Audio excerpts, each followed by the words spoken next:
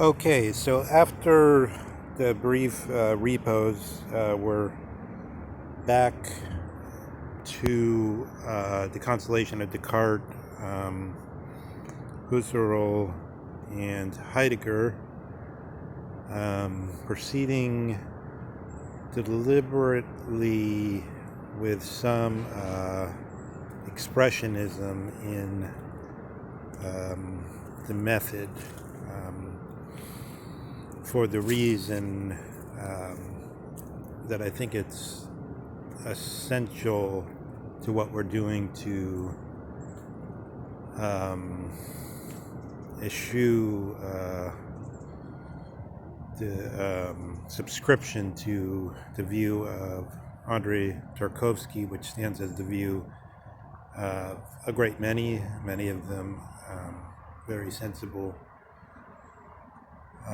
that it's not the business of the artist or of the art, or the master of the art, which is philosophy, to um, show how he, by metaphor, gathers berries in the forest. Rather, he is to show us only the completed basket. Um, I think one proof of that, as it were, is considering Heidegger is the basic focus of these talks so far. Um, One proof of that is Heidegger's work himself, where um, Graham Harman, who, of course, we have many problems with Harman in many ways, but it's as a matter of, as Leo Strauss would put it, low prudence. We have to pay attention to some things Harman says, because after all, he's one of those few people that have really studied Heidegger, even though he interprets Heidegger in, as Dugan puts it, a way that goes further into the wrong direction being something like beyond the fact value distinction, um, something more into materialism in a way, the OOO,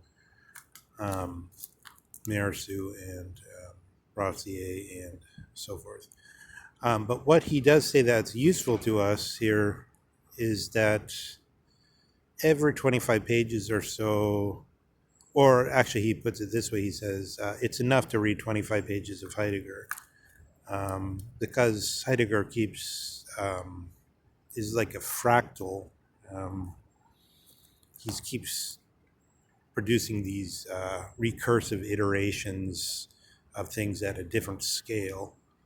Um, I once heard a lecture on fractals where they cited the formal definition of a fractal. It was something along those lines. So the thing is, it's changing, and it undergoes a series of changes, and each of the changes happens at a different scale. It's like larger or bigger. So like Heidegger does go over, and he says himself, the basis of philosophy as thinking is very simple, but he goes over the same, but which doesn't mean that it's actually that easy for us to attain it from the beginning, because it takes, you could spend the next decade trying to learn Chinese and you wouldn't even get there if you weren't, your assiduity wasn't sufficient.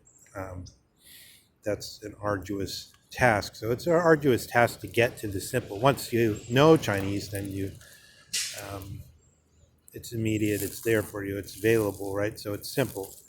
If you were to reach something like uh, the native speaker level, it would then be simple.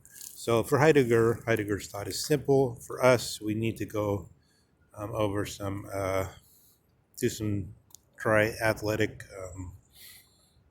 feats to get there, but it would be simple in its core if we can get there. Um, However, once you're there, there's still a lot of ways you can push around, and that's where you get to this sort of subtle level that requires a certain piercing power of discernment, which one sees. Tempted for saying to say, even though it may be foolish in a way, that you see it more in Heidegger than in any other thinker that there ever was. Certainly, you see it in Plato and Aristotle, but it seems almost more in Heidegger. You see it in you see the crispness of thought more in Aquinas. You don't see the piercing power that goes right to the closest level. So, in proceeding in somewhat I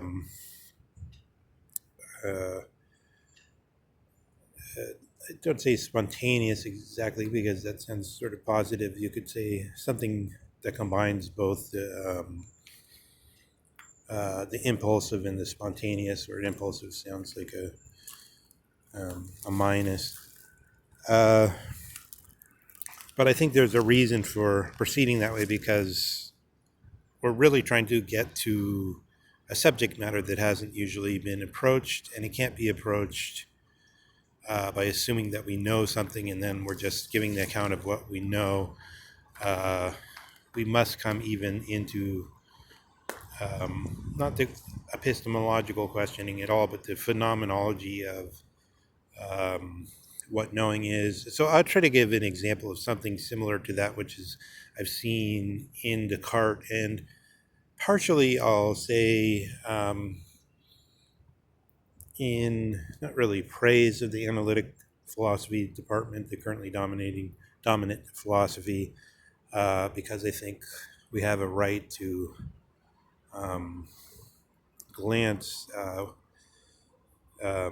something like, I don't know, like Hercules glanced at the people that walk by his shade in the underworld in a way that must have seemed ominous, at the great dubitation which stands in the flesh of the analytic tradition. So this guy Souza, Ernest Souza, made an analysis of exactly the books of Descartes I've been thinking about, or the chapter, the first two sections, I should say, of the Meditations. So I've also been going through the philosophy of the first principles, which actually refers back to the Meditations a little bit. Souza seems to be unaware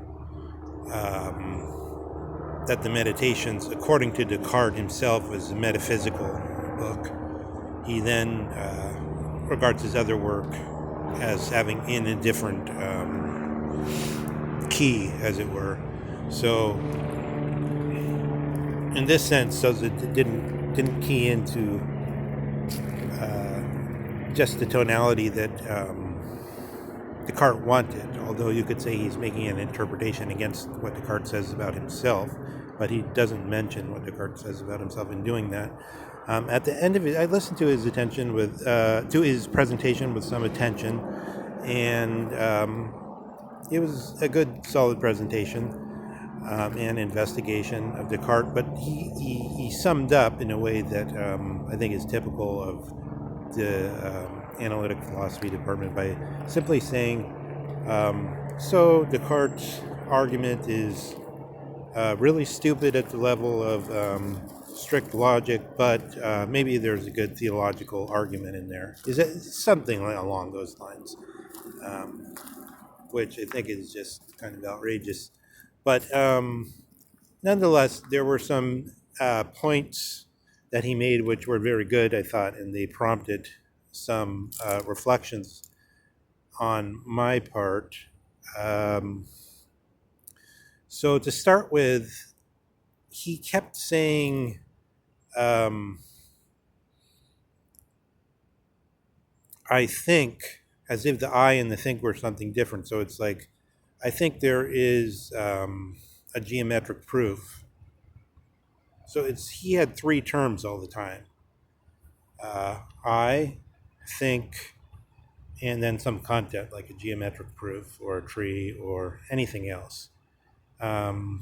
this is certainly not how Descartes understood himself, because Descartes says explicitly there's the proposition, and what it says is, I think, or, so the second part of this connection here is exactly the same, I exist. So it's not like I think I exist, three terms, the I, one, the think, two, the existing, three. Descartes explicitly, he doesn't say, so what he says is cognito ergo sum, right? Or he speaks of the ego cognito, the I think. He doesn't, in other words, he says I think, he says I exist. He doesn't say I think I exist, to repeat this. There's only two terms in Descartes. So what that means is what he's saying is existence, which means everything, is exactly the same as what he's calling thinking. He's defining these terms as he's going. So there's no three terms, there's two terms. So in that Souza is just, I don't discourage people from writing. I ask people to write in and say if this is just totally stupid, but on the other hand, as a thinker, we have to sort of be free solo climbers, where even though it's horrible if we make some stupid mistake that somebody could point out to us, probably for the most part, when people point out mistakes to philosophers, they'll say, no, you're missing something, or they won't hear it, or etc. But still, I think that happens to professors quite a bit because they get so many idiotic objections from people that haven't done the reading and so on. But nonetheless, I think I believe that is quite clear because we can reduce it to the three and the two, right? So this is just I'm reluctant to accuse him of an error simply because I didn't listen to the video 4 times. I don't really know his work. I don't know that much about him. It's to some extent, it's on a low level of induction, as it were. But nonetheless, he said something. I think that in that there is something more at the Heideggerian level. If we could get in that close, there's a problem where it does seem like you can't just have the two terms. You need to have the three terms. So I believe that if mutatis mutandis, if we take that position and translate it into Heideggerian terms, there probably is a genetic connection through Husserl to Heidegger, because Husserl starts directly with the superlative dubitation or ultimate doubt of Descartes. But if you put that in Heidegger's terms, I think this means exactly the same thing, is that Da-sein is the only being that has for its existence its essence. So this I exist, or what is exactly the same, I think, corresponds to this statement of what is particular about this thing, what separates it from all other things, what its essence is existing. So Da-sein is not like, how does it work, 3 things, it's only 2 things. It's the particular environmental existence, which is also just existence, which requires an interpretation, and the I, or the thinking in the I. But it's not 3 things. It only seems like 3 once we reflect that the 2 must have one ground, which they're like the sea and the shore, constantly riddled and enveloped in this war with themselves in. There's something in the mistake that he's making, which I feel is not just a mistake, but it issues from the phenomena. which it compels us towards that mistake. Okay, so there's several other close things that Souza says that I want to go into in connection to Husserl and Heidegger, but video length is getting too long.